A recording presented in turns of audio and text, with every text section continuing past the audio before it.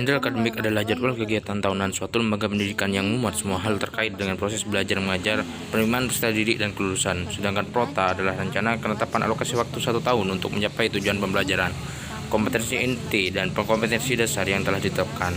Sedangkan Promes adalah program yang berisi garis-garis besar tentang hal-hal yang akan dicapai dalam satu semester. Oleh karena itu, sebentar lagi akan diberikan tutorial bagaimana pembentukan kalender akademik Prota dan Promes ini. Yang mencakup standar kompetensi, kompetensi dasar, materi pokok, kegiatan pembelajaran, indikator pencapaian kompetensi, penilaian, alokasi waktu, dan sumber belajar. Nah, untuk membuat silabus pembelajaran sendiri, yang pertama yaitu harus menentukan identitas pembelajarannya. Yang pertama yaitu dari nama sekolah, mata pelajarannya, kelasnya, dan semesternya. Yang kedua yaitu menentukan standar kompetensi. Standar kompetensi adalah deskripsi pengetahuan, keterampilan, dan sikap yang harus dikuasai setelah siswa mempelajari mata pelajaran tertentu pada jenjang pendidikan tertentu pula. Untuk selanjutnya akan dijelaskan oleh teman-teman saya. Assalamualaikum warahmatullahi wabarakatuh. Baik, di sini saya akan menjelaskan tentang tutorial pembuatan silabus. Sebelum kita ke tutorial, di sini saya akan menjelaskan tentang pengertian dari silabus. Istilah silabus digunakan untuk menyebut suatu produk pengembangan kurikulum berupa penjabaran lebih lanjut dari standar kompetensi dan kompetensi dasar yang ingin dicapai, dan pokok-pokok serta uraian materi yang perlu dipelajari peserta didik. Untuk langkah pertama, kita tentukan satuan pendidikannya. Di sini satuan pendidikannya adalah SMP Tunas Muda. Lalu tentukan mata pelajarannya. Di sini mata pelajarannya adalah Pendidikan Kewarganegaraan atau PPKN. Lalu tentukan kelas dan semester. Untuk langkah selanjutnya kita buat kolom. Untuk kolom yang pertama berisi kompetensi dasar. Untuk kolom yang kedua berisi materi pokok atau pembahasan. Untuk kolom yang ketiga berisi kegiatan pembelajaran. Untuk kolom yang keempat berisi indikator pencapaian kompetensi. Untuk kolom yang kelima berisi penilaian yang terdiri dari teknik, bentuk instrumen, dan contoh instrumen. Untuk penilaian yang keenam berisi alokasi waktu, dan untuk kolom yang terakhir berisi sumber belajar.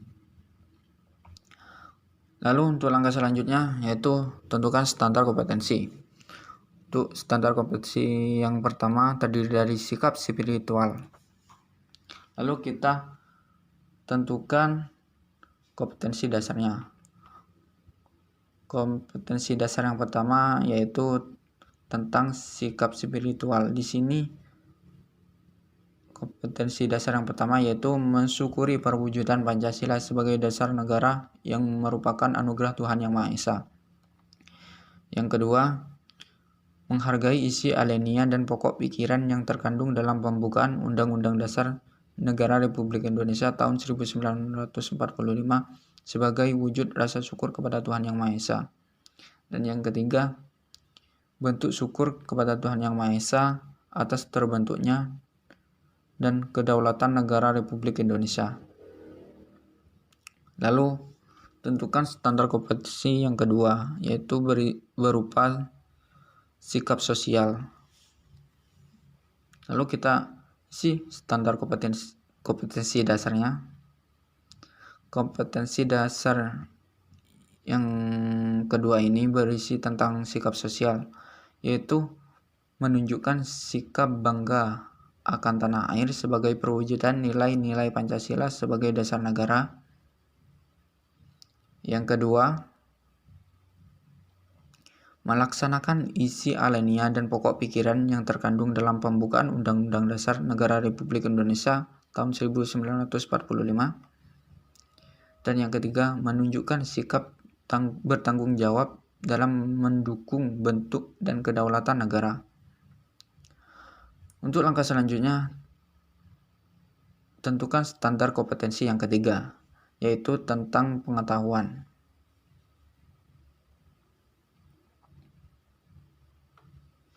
pengetahuan yang terdiri dari faktual, konseptual, dan prosedural. Lalu kita tentukan kompetensi dasarnya. Di sini kompetensi dasar tentang sikap pengetahuan ya. Untuk yang pertama, membandingkan antara peristiwa dan dinamika yang terjadi di masyarakat dengan praktik ideal Pancasila sebagai dasar negara dan pandangan hidup bangsa.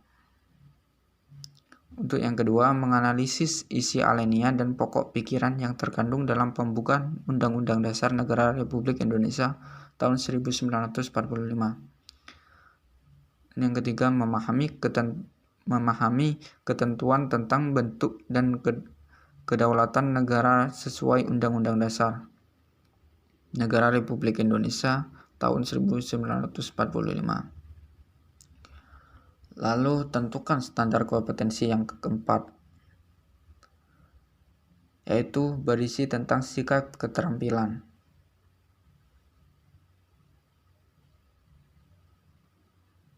Setelah itu kita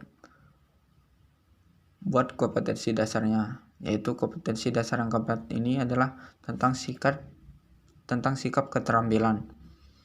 Untuk kompetensi dasar yang pertama yaitu merancang dan melakukan penelitian sederhana tentang peristiwa dan dinamika yang terjadi di masyarakat terkait penerapan Pancasila sebagai dasar negara dan pandangan hidup bangsa. Yang kedua, menyajikan hasil analisis isi alinea dan pokok pikiran yang terkandung dalam pembukaan Undang-Undang Dasar Negara Republik Indonesia tahun 1945. Dan yang ketiga, memaparkan penerapan tentang bentuk dan kedaulatan negara sesuai dengan Undang-Undang Dasar Negara Republik Indonesia tahun 1945.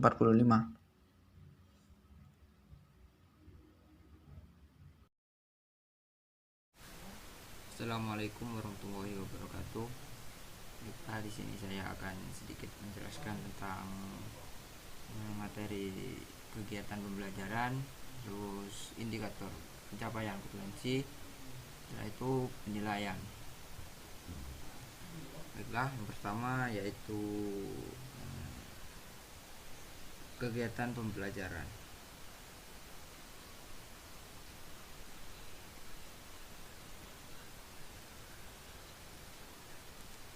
Kegiatan pembelajaran merupakan bentuk umum kegiatan yang akan dilaksanakan dalam proses pembelajaran. Kegiatan pembelajaran ini dapat berupa kegiatan tatap muka maupun bukan tatap muka seperti daring seperti saat ini. Kegiatan tatap muka berupa kegiatan pembelajaran dalam bentuk interaksi langsung antara guru dengan siswa. Misalnya seperti ceramah, tanya jawab, diskusi, kuis, dan tes. Setelah itu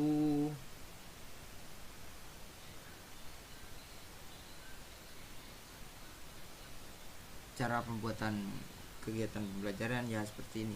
Misalnya di sini kita melihat dari KD-nya bahwa KD 1.1 yaitu mensyukuri perwujudan Pancasila sebagai dasar negara yang merupakan anugerah Tuhan Yang Maha Esa. Jadi kegiatan pembelajarannya kita ambil dari seperti ini dulu. Misalnya seperti ini. Dan yang 1.2 itu seperti ini ya. Jadi 1.2 ini menghargai isi alinea dan pokok pikiran yang terkandung dalam pembukaan Undang-Undang Dasar Negara Republik Indonesia tahun 1945 sebagai wujud rasa syukur kepada Tuhan Yang Maha Esa. Jadi kegiatan pembelajarannya seperti ini. Siswa diminta untuk mencontohkan pokok-pokok pikiran yang terkandung dalam pembukaan Undang-Undang Dasar Negara Republik Indonesia tahun 1945 sebagai wujud rasa syukur kepada Tuhan Yang Maha Esa secara individu. Seperti itu. Jadi nanti kegiatan pembelajaran, indikator, dan kompetensi semuanya ini harus saling berhubungan. Selanjutnya yaitu merumuskan indikator pencapaian. Indikator merupakan penanda pencapaian kompetensi dasar yang ditandai oleh perubahan perilaku yang dapat diukur yang mencakup sikap, pengetahuan, dan keterampilan.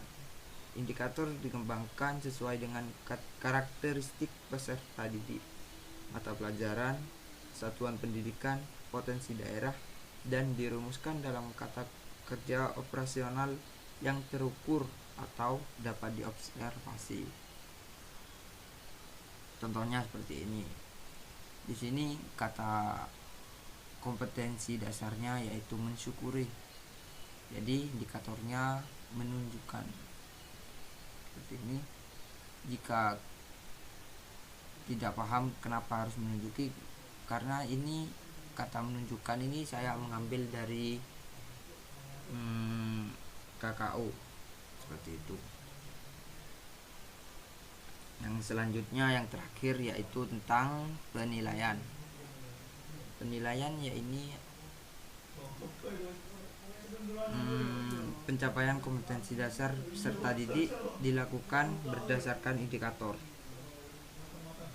Penilaian dilakukan dengan menggunakan tes dan non-tes dalam bentuk tertulis maupun lisan, pengamatan kinerja, pengukuran sikap, penilaian hasil karya berupa tugas, proyek ataupun produk, penggunaan portofolio, dan penilaian diri.